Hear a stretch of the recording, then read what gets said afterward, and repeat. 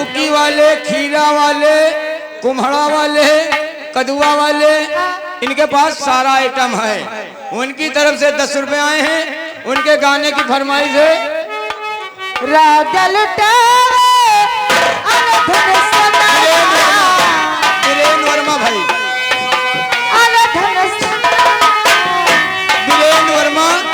100 साल पहले हमें तुमसे प्यार था। इधर मोटरसाइकिल पर कहूँ सवार है, उनके लिए भेजो। अभी हो जाएगा।